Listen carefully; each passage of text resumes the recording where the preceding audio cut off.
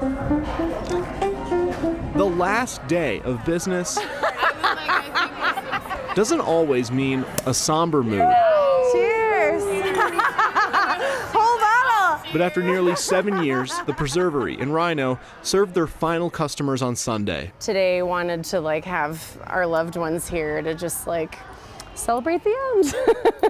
Whitney Ariss coned it with her husband. I will really, really miss that. I will miss having a sort of community-driven space. Rent is one of the main reasons they decided to close, up 30% from when they first signed the lease.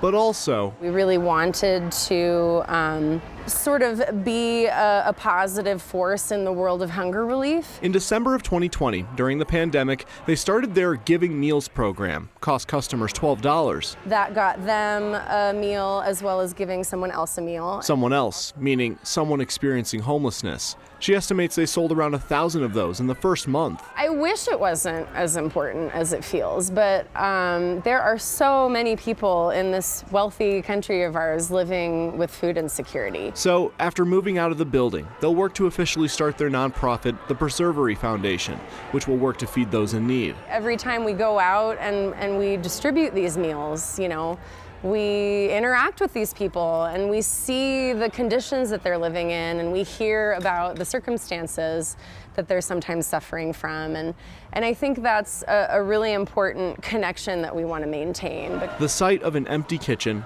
resembles the end of one chapter. Thank you so much for coming in and helping today. But also the start of a new one.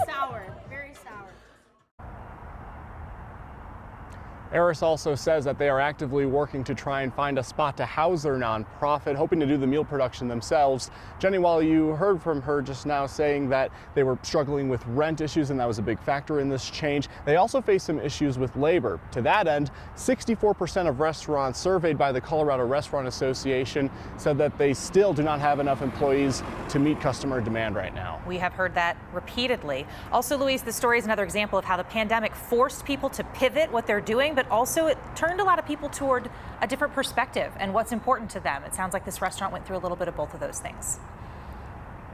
Right, and that neighborhood especially, they say that they have been able to see a lot of the people and been able to interact with a lot of those people that are experiencing homelessness right now. So that was their main inspiration for this pivot here. Okay, Louise, thank you for your reporting.